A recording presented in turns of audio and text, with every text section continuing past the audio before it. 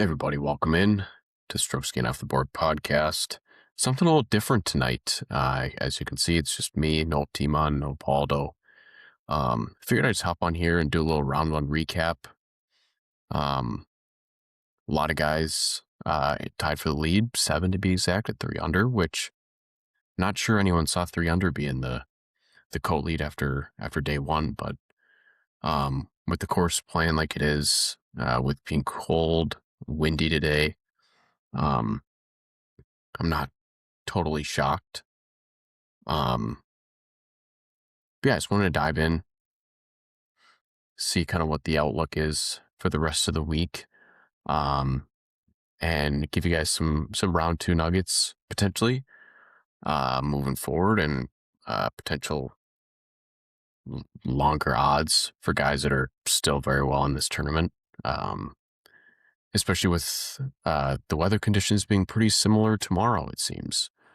Maybe a little less wind, but similar temperatures. I think one thing to note about Wanamaker that people forget is how crazy some of these green complexes are. With, they're very large greens, but a lot of undulation, which is making lag putts exponentially more difficult for these guys. I think there was a hole today. I couldn't tell you which one, but it had more 3 putts than it did birdies. So that says all you need to know. But to recap our picks from the show, or not so much the show, but our Twitter page that are live right now, at X, at Golf Boys Bets. So the ones that we all have, the 3 of us, we have Cam Young, who is 1 over at T49, and Jordan Spieth, who shot 1 under today, and had a share of the lead very briefly, but followed it up with a couple of bogeys coming in, but very well in this tournament. So is 1 over. I think guys that shot 72, 73 today could very well shoot, even get back to even going into the weekend and not be out of this thing. Especially with the weather taking a turn going into the weekend, it's going to get warmer. Ball's going to go a little bit further for these guys because these par 4s are, a good chunk of them are pretty long.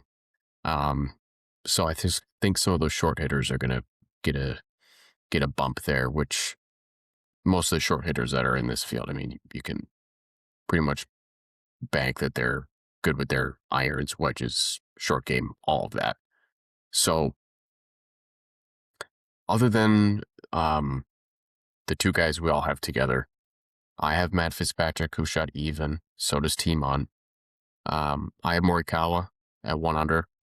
Solid. Seemed like he'd make a birdie and followed up with a bogey, but gets in at red figures, which I feel pretty solid about. I have Ricky at even, which content with that. Akshay, I have Batia at 90 to 1. I'm sure if some of you guys have Batia tickets, you're getting a much better number than that, but that's what I got on Wednesday. He was hot there during the middle of his round, got to 3 and made some bogeys coming in to finish at 1 over with 71, but played some solid golf. Just got into some trouble off the tee, it seemed. And with this rough, I mean, it's tough to score. I mean, these guys are just hacking it out and praying, it seems. But then my last guy, my long shot was Keegan. He just never really got anything going today. Shot 4 over. I honestly don't really know why I took him. It's mainly because he won here the last time, but I mean, that's 8 years ago almost now. So yeah, I don't know. He's not even playing all that great either coming in, but thought, he seems to be like a Northeast guy just from his, I mean, that's where he grew up and everything, but yeah, a lot of ground for him to pick up.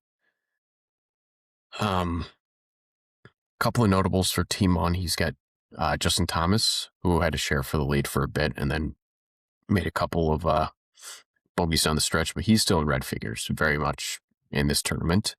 He has Burns at even par. Woodland, who Joe has as well, 2 over. Ho hum, again, 2 over. Not out of this. Go get it into red figures tomorrow, and I just don't see a way that this lead come end of day tomorrow is beyond 8 under. Yeah, I don't see it getting there. If it does, well, I guess we'll see how drastic the changes into the weekend with everything firming up in the warmer weather. He has Bridgman, who shot 4 over. I think he was like 5 over through 5, so he struggled out of the gate, but steadied the ship a little bit and could very well have a good day tomorrow, make the cut, go from there. And then he has his fan bet with Homa, who shot 5 over. Yeah, I don't really need to get into that. Homa's, I don't really know what to make of him. But moving on to Joe, he's got Young, he's got Henley, who shot 2 over today. Just kind of hovered around that even number and then made a couple of late bogeys. It seemed like everyone was just making late bogeys. But he's got Victor, who was his pick on the slideshow a few months back, who shot 4 over. I think he was like 144th in putting today, losing 2 1/4 roughly. So Victor's been so weird with his approach play. Some weeks it's on, some it's off. Putter gets hot some weeks, and it seemed like today the putter was not, clearly. So it's going to be interesting. We discussed a little bit what we think the winning score was going to be, and I think we were in the mid-teens range.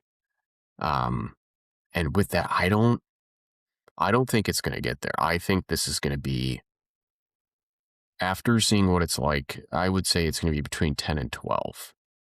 I think 10 and 12 gets it done, narrow margin. If someone wants to go out there and get it, they could very well reach, 14, 15, like we had talked about. But I don't know. Everyone was coming into this not totally sure that it was a pure test. But I think after what you saw today with the wind and the cold, it's going to be a little more for these guys to handle than they think. So let's get into the top of the leaderboard here, strictly with the guys in the co-lead. We have 7. Some surprises. I mean, it seems like there's always your randoms at the top of the leaderboard through 18 at a major. But we have Potgieter, Steven Yeager, Minwoo Lee, Hisatsune, Martin Keimer, Scheffler, who has never had a solo lead or a co-lead in a major through 18 holes, so that was his first time doing that. But nobody's shocked to see his name. And then we have Alex Smalley. So a couple of things. I put in a Prize Picks lineup just a little bit ago. The 2 names I'm fading at the top of this leaderboard, Potgieter and Steven Yeager. Potgieter today gained 5.5 strokes and was 16 of 16, putting from inside 15 feet. That's not going to hold. Shoots 67 today. He misses 5 of those, and that bet covers. I got him at 71.5. He's going to be playing in the afternoon. It seemed like the guys in the afternoon struggled a lot more than the guys in the morning. So went there, and I'm also fading Yeager. 2 guys, Potgieter, he's had some decent finishes this season. That's fine. But the whole bash and gouge idea that everyone had coming in that they thought was going to work, I don't think it is. Especially for a guy like Potgieter, who is not great with his wedges. He's a half-decent putter. I mean, he showed it today. But, again, not going to hold. And then Yeager, he's not even playing all that great. I don't even know what his results have been this year, but he was he was in some sticky spots, it seemed, but just made his way around. And at 71.5, there's a lot of bogey holes out there. I mean, most of the holes that I was seeing today, they were playing at least a quarter shot over par. So look for those two to falter a little bit. And then I also am fading Garrick Higgo. Had a little chip on the shoulder with his 2-shot penalty for showing up late to the tee time. His line was also 71.5. He shot 69 today. I just don't think he's very in tune to be in a decent spot going into the weekend of a major at this point. So let's pull up his stats from today.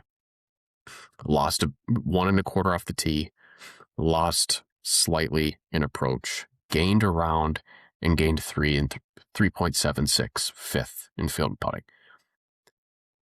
These putters just aren't going to hold. If they do, tip the cap, whatever. And then we're going to jump to a Jaden Shaper, 75 today. 75 made 1 birdie, and it was on one of the par 3s, or the 240-yarders. Line 71.5. It makes no sense to me. No sense. So to pull up his stats from today, the 1 birdie he made was 17, and he hit it to just under 10 feet. Outside of that, slightly gained off the tee, 124th in approach, 147th around, and lost a quarter putting. I mean, accuracy, he hit 10 of 14 fairways. That's fine. 290 off the box. That's 146th in the field. Hit 10 greens, was 4 of 8 scrambling. And there's just nothing about those statistics for me that scream he's going to climb back and try to make a cut. So to stay with Shaper, I'm actually jumping to a matchup where I have Matt Fitzpatrick over more birdies than Shaper. Fitzy, whole hum day, just never got anything going. He was making a decent amount of putts for pars, which definitely helped him. Makes the bogey on 14, 3 putted from 70 feet, but then a couple holes later gets the birdie on the par 5 by making a 10-footer. So I see him making some birdies tomorrow, getting to a good position going into the weekend here. Obviously, one of the favorites coming in. It just makes sense. And then finally, we are going to Cameron Young, under 69.5 strokes. The par 3s are going to be a sure sign of how it goes. 3 putted on one of the 250-yarders, and on the other one, rolled over the green and chili dips from green side. So other than that, he played pretty solid. Birdied 16, but did not birdie 9. So if he birdies both par 5s tomorrow and just hits the greens, I mean, he did this at Augusta, shot one over on Thursday, and then just went on an absolute tear. So I see him doing that again. From looking at his stats, 30th off the tee, just barely lost an approach. Nothing to be scared of. Lost over a shot around the green, but gained just under 1.5 on the green, which was 26 in the field. So, I mean, 11, 14 fairways, hit 11 greens, which if we hit a few more greens tomorrow, I think we're going to be in good shape. So those are my picks for tomorrow. I'm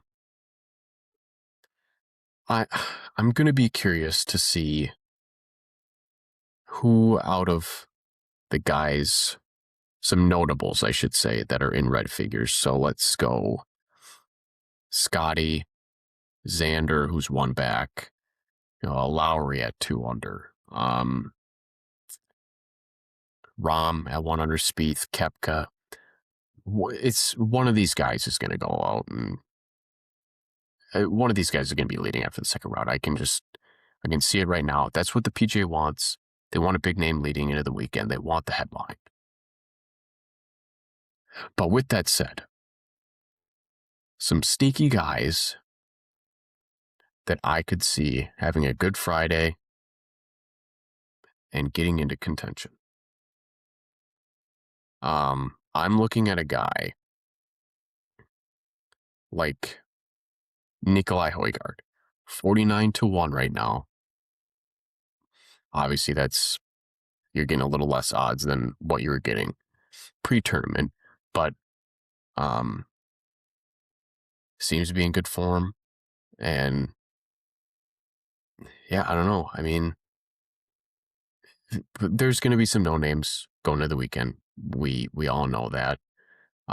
Whether they falter on the weekend or not, that usually happens with guys like that. But I mean, outside of that, Terrell Hatton, I see him making a move tomorrow, getting back into a decent spot. So that 230-1, or even that just over 8-1 odds on the top 10 live, seems like really good value. As we go down, Alex Fitzpatrick, another one. He was 2 under early and made a double and a couple of bogeys. Posted a 72, but at 15-1 odds for a top 10, I mean, he seems pretty unflappable outside of the fact that Sunday was pretty brutal for him at Quail Hollow. But we're not looking for a win.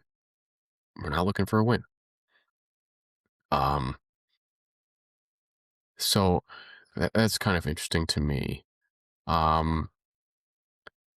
So just some round scores for you guys. We have Batia at 70.5. I would lean under here. I think he cleans some stuff up, and I think he shoots 68, 69 tomorrow. I think that would be a good solid day for Akshay. Get back into red figures after that hot start.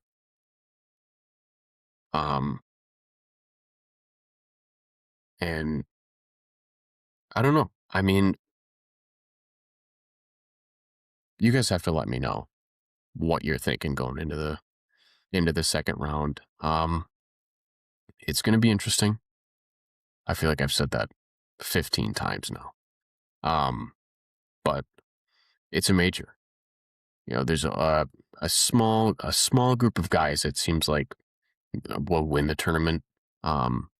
It's been a little bit of a rarity, especially at majors as of late. I would say the only outlier being JJ Spawn last year. But let's just take a peek here at PGA past to official World Golf rank. Scotty won last year. Xander was 2 when he won. Brooks in 23 was 38th, and that's when he went to live and stopped and started losing his points. JT, when he won at Southern Hills, 2. Mickelson was 158. He was pushing 50 years old. But Phil Mickelson also has 8 majors, so that's fine. Morikawa, 10. Koepka, 12. Koepka, 14. Thomas, 18. Jimmy Walker, 60. So from 2017 up to last year, it's been bigger names. They're going to prevail. But the fields are different now. To contradict myself completely, the fields are different. You're getting less guys that fit the non-serious, per se, because they have gone to live golf. They've taken the money, gone elsewhere. So now you have your live golfers. Martin Keimer, fade him by all means tomorrow. Fade him. I don't care what the line is, what you're taking, fade it. He's done absolutely nothing. Absolutely nothing over the last 8 years. That's why he went to live. But you have Rahm, Hatton, Bryson DeChambeau. This guy's got problems. Big problems. Again, I'm going to circle back to the bash and gouge your way up to the green. How to work, Bryson. How to work. You had to birdie your last hole to shoot 75, 76, whatever it was. If with this guy, once he takes driver and puts in his bag off the box, shit show. Shit show. I don't understand what he's practicing on. Or what he's practicing, what he's practicing with on wedges. He should leave the driver in the bag for practice sessions. I do not care. Get your 190 ball speed, 185, 190. That's fine. Hit your draw. Figure out how to score. Granted, I don't have him this week, and I won't for the foreseeable future after what I've seen. Let's just take a gander at his stats from today. Because there's no way it's any good. 31st off the box. Shock. Approach, slightly losing. All right. Around the green, losing 3.5 strokes. 156th. Yep, that's right. Dead last. Putting, losing a stroke. 120th. So when it comes to Bryson, he is known for being an elite driver of the golf ball. And when he putts well, he contends. Not putting well. Not putting well at all. Short game's not working. Hit 9 fairways today. 11 greens. Made 53 feet of putts. Something's got to change with him, or else it's going to be a slippery slope. Especially with all the narratives going around, like if Live Golf dissolves, he's going to YouTube. Give me a break, pal. Give me a break. You don't want to come back because no one wants you back. Because the old Bryson that nobody liked, who seemed to disappear for a short spell, then it was like, oh, Bryson. Back to old Bryson. Confirmed. He's back to that pansy-ass attitude where nothing's going his way. He's not winning. We don't care. You won twice on Live, but going into Augusta. Yeah, how'd that triple bogey on 18 on Friday feel? MC. And you know what? Something's going to have to go real well tomorrow, or you're packing your bags and go back to Dallas again. So that's enough of my Bryson rant. One notable who outperformed him by 6, Mike Block. Playing with DJ Rasmus Højgaard first off the box tomorrow morning. Do I root for his downfall? Absolutely. Will it happen? I don't know. I really don't know.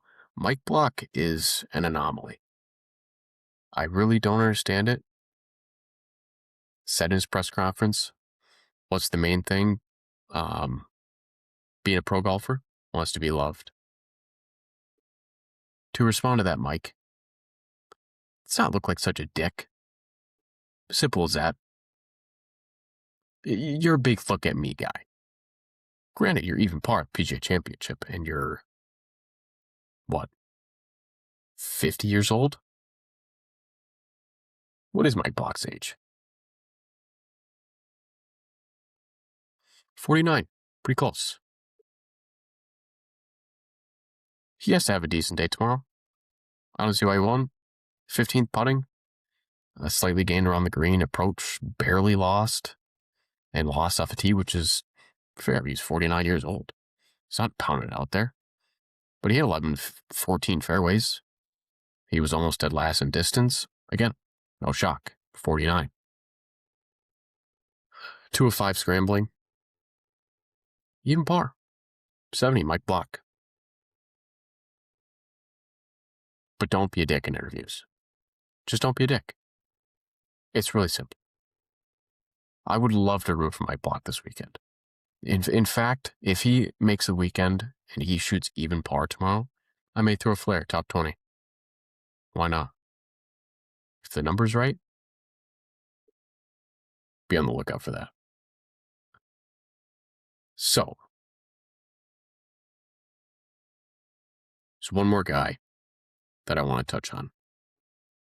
And that is a guy all three of us have. And that is Jordan Spieth. If you're not rooting for him this week, casual. You're just a casual. This guy's going for a slam. I mean, the amount of people that have done this is what, 6 now? Is it 6? Was Rory 6 or 7? So Spieth, 4th off the box today. Wonderful. Almost gained 2 off the box. 26th in approach. That's totally fine. 113th around the green. Losing half a stroke. Spieth is going to do some questionable things with wedges. He's going to go for the hero shot sometimes. That's fine. But with those off the tee and approach numbers, there's no way if that continues, he will not be in this golf tournament. And was gaining a little under half a shot putting. If he can put everything together for 3 more days, just 3, that's all we're asking for, Jordan. You can win this golf tournament and you can retire on Sunday. And there'd be a lot of happy people. You know how the golf world would feel after the run from 2015 to 2017 that Jordan Spieth went on? The emotions. Because I was there for the peak. A lot of people were. All would be right. Just sail off into the sunset and be good. He's got 3 kids to take care of now. I'm a Grand Slam champion. Love it.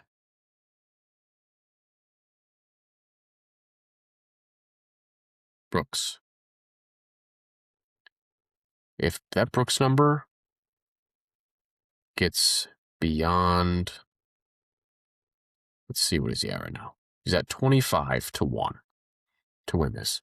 If Brooks Koepka gets to between 40 and 50 to 1 at any point, that will be on my card.